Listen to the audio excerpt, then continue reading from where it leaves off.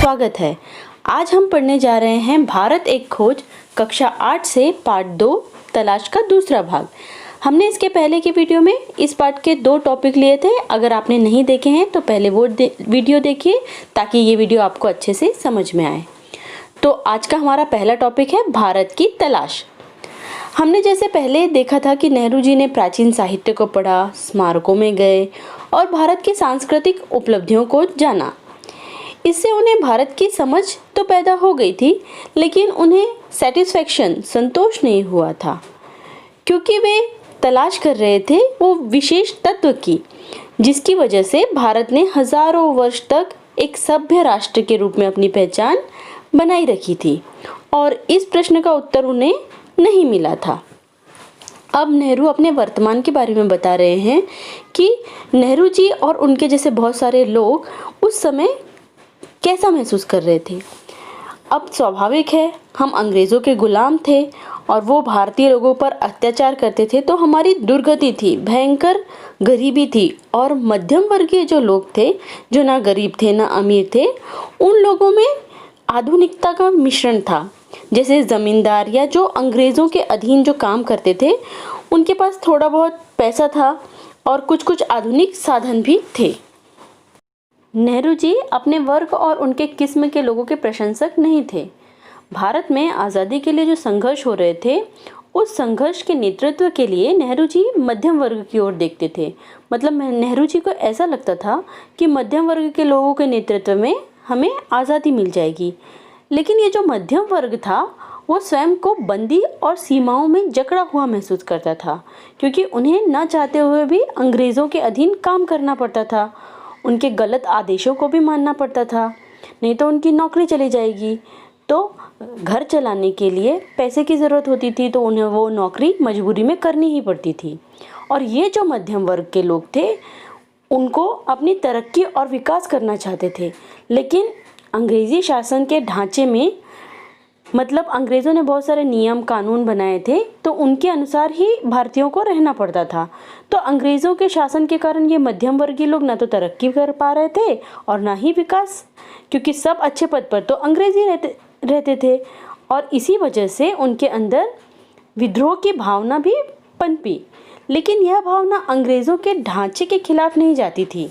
मतलब अंग्रेज़ों ने जो गलत कानून नियम बनाए थे और भारतीयों पर इतना अत्याचार कर रहे थे और एक तरह से हमें कुचल के रख दिया था, तो ये लोग उनके खिलाफ नहीं थे। ये उस ढांचे को बनाए रखना चाहते थे, बस अंग्रेज़ों को हटाकर उनका जगह खुद लेना चाहते थे और संचालन करना चाहते थे।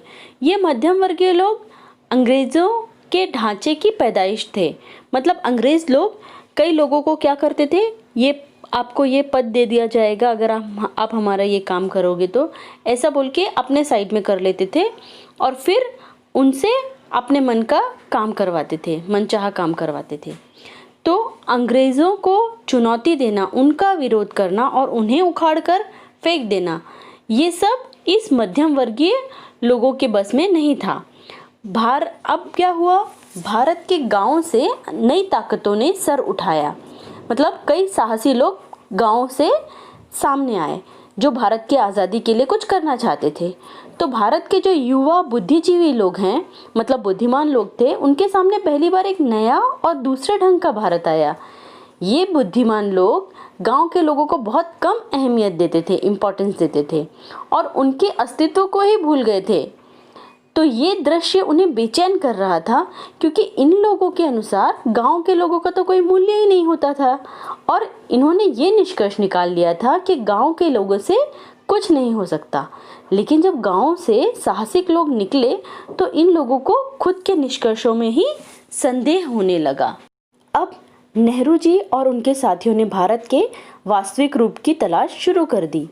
इससे उन लोगों के भीतर समझ और द्वंद्व दोनों ही पैदा हो गए।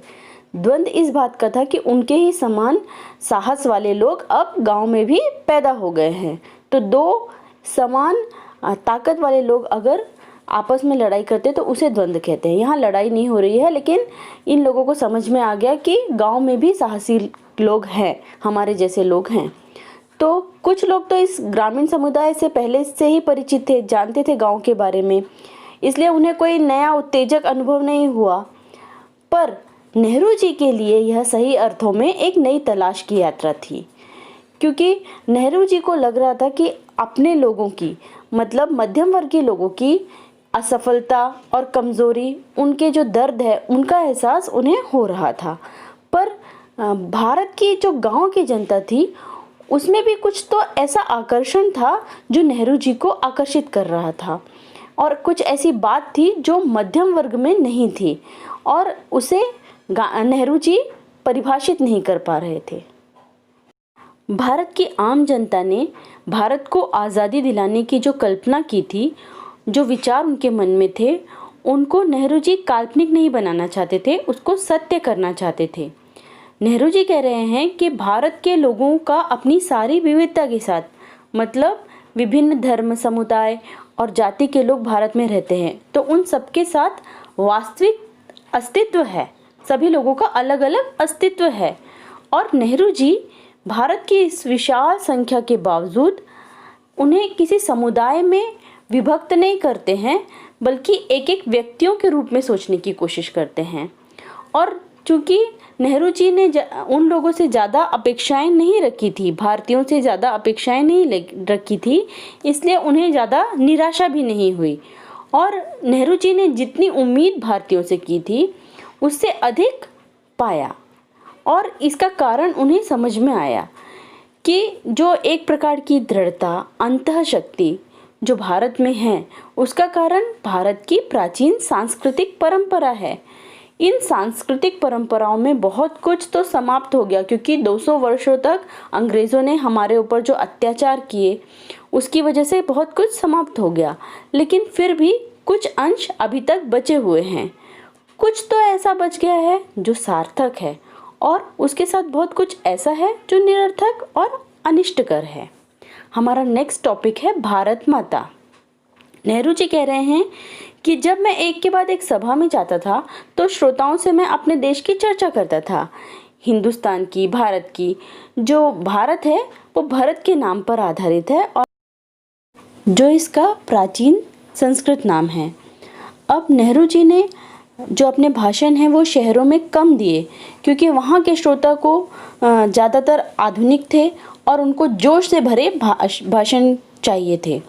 पर सीमित नज़रिए वाले जो किसान हैं उनको नेहरू जी ने अपने महान देश के बारे में बताया, जिसकी मुक्ति के लिए हम संघर्ष कर रहे थे।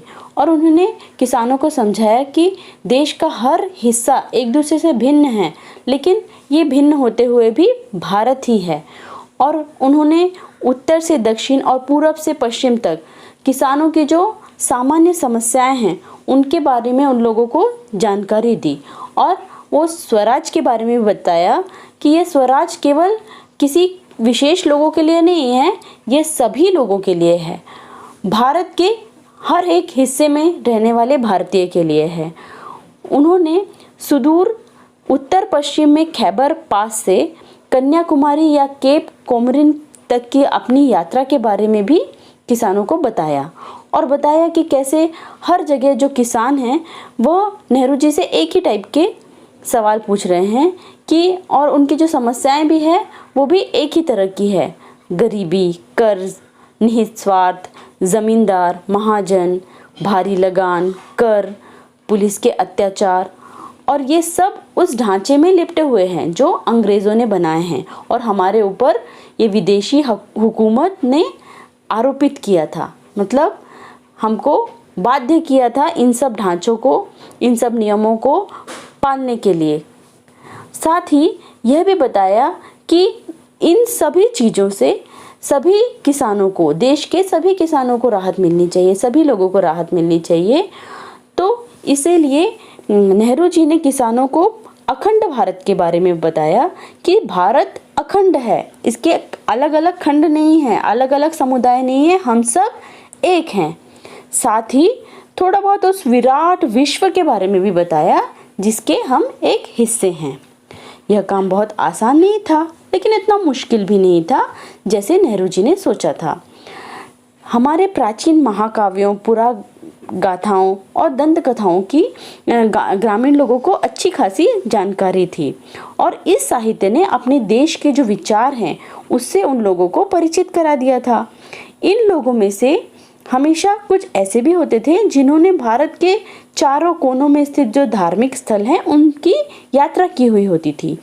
तो जब भी नेहरू जी किसी सभा में पहुंचते थे तो उनके स्वागत में अनेक लोगों का स्वर एक साथ उठता था कि भारत माता की जय। तब नेहरू जी अचानक प्रश्न करते थे कि ये जो भारत माता की जय पुकार आप लोग कर रहे हैं उसका आशय क्या है, क्या तात्पर्य है उसका। तो ये प्रश्न गांव वालों को किसानों को बहुत मनोरंजक लगता और चकित भी कर देता, लेकिन उनके ठीक समझ में नहीं आता कि उनका ये प्रश्न का क्या उत्तर दें। तो वह एक दूसरे की ओर देखते, फिर नेहरू जी की तरफ ताकने लगते। तो नेहरू जी ये सवाल बार बार करते जाते। आखिर एक हट्टा कट्टा जाट जिसका न जाने कितनी पीढ़ियों से मिट्टी से अटूट नाता था, वो जवाब में कहता कि यह भारत माता हमारी धरती है, हमारी भारत की प्यारी मिट्टी है। फिर नेहरू जी पूछते, ये कौन सी मिट्टी है, उनके अपने गांव के टुकड़े की या जिले और राज्य की के तमाम टुकड़ों की या फिर पूरे भारत की मिट्टी है। तो प्रश्नों का यह सिलसिला तब तक चलता रहता जब तक वह प्रयत्न करते रहते और आखिर में कहते कि भारत वह सब कुछ तो है ही जो उन्होंने सोच रखा है, उसके अलावा भी बहुत कुछ है, जैसे भारत के पहाड़, नदियाँ, जंगल और फैले हुए जो खेत हैं जिसकी वजह से हमें खाना मिलता है, वह सब हमें प्रिय हैं। लेकिन जिस चीज़ का सबसे अधिक महत्व है वह है भारत की जनता, नेहरू जी स्वयं और उस गांव के किसान लोग, बाकी सभी लोग, वे सब लोग जो इस विशाल धरती पर चारों तरफ फैले हुए हैं, भारत माता के मूल रूप में यही लाखों लोग हैं और उसकी जय का अर्थ है इसी जनता जनार्दन की जय।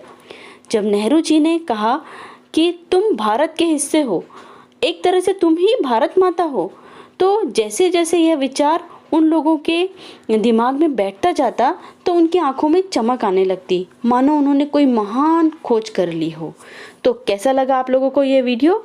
अगर ये वीडियो आप लोगों को पसंद आया हो तो प्लीज़ लाइक, शेयर और सब्सक्राइब करना बिल्कुल मत भूलिए। अगर आपने इस चैनल को सब्सक्राइब कर लिया है तो बेल आइकन को प्रेस करना मत भूलिए ताकि आपको मेरे नए वीडियो के नोटिफिकेशन टाइम पर मिलते रहें। तो मिलते हैं अगले वीडियो में, तब तक के लिए धन्यवाद।